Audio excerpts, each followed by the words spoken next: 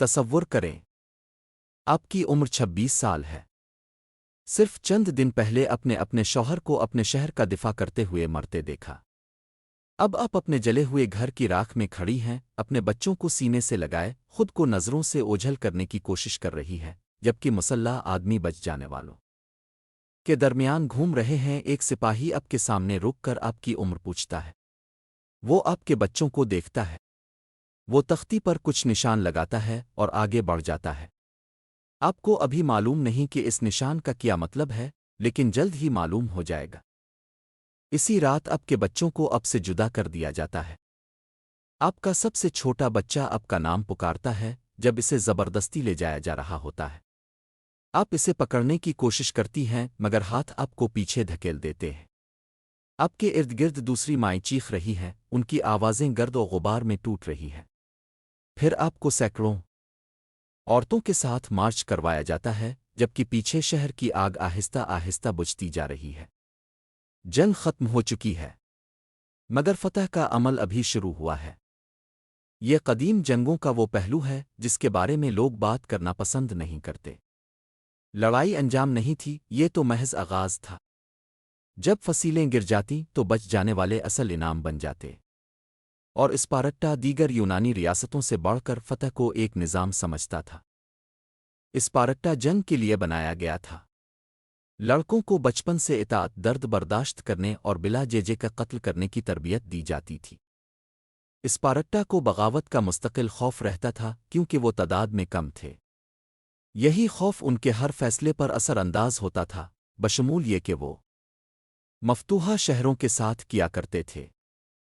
Sparta ایک صفاق حقیقت سمجھتا تھا، جنگجوؤں کو مار دینا ایک نسل کو ختم کرتا ہے، مگر اگر عورتیں آزاد رہیں تو وہ ایسے بیٹے پروان چڑھاتی ہیں جو یاد رکھتے ہیں، جو لوٹتے ہیں، جو بدلہ لیتے ہیں۔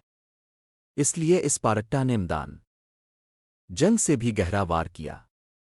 انہوں نے شناخت کو نشانہ بنایا، خون کی لکیروں کو، مستقبل کو۔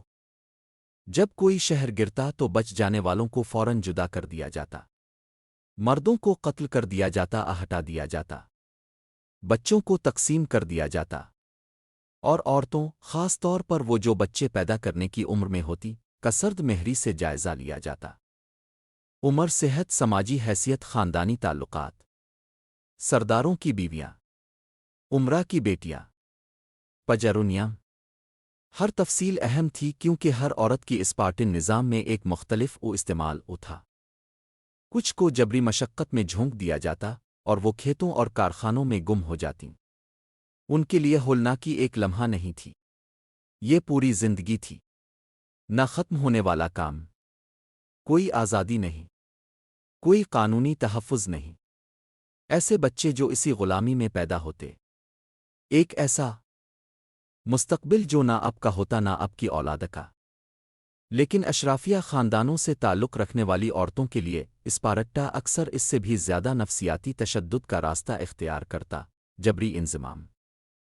ان عورتوں کو حکم کے تحت اسپارٹن شہریوں سے وابستہ گھروں میں بھیجا جا سکتا تھا، برابر کی حیثیت سے نہیں، اپنی مرضی سے نہیں، بلکہ اس زندہ ثبوت کے طور پر کہ مزاحمت کے نتائج ہوتے ہیں۔ تصور کریں کہ آپ کو ایک عوامی تقریب کے لیے سجایا جا رہا ہے، جبکہ سب حقیقت جانتے ہیں، آپ کا شوہر مر چکا ہے، آپ کا شہر تباہ ہو چکا ہے، اور اب آپ کو یہ دکھانے کے لیے استعمال کیا جا رہا ہے کہ اسپارٹا صرف جنگ نہیں جیتتا، وہ زندگیاں دوبارہ لکھتا ہے۔ ظلم صرف جسمانی نہیں تھا، اصل ظلم یہ تھا کہ آپ کو قید کے اندر ایک معمول کی زندگی کا کردار ادا کرنا پڑے۔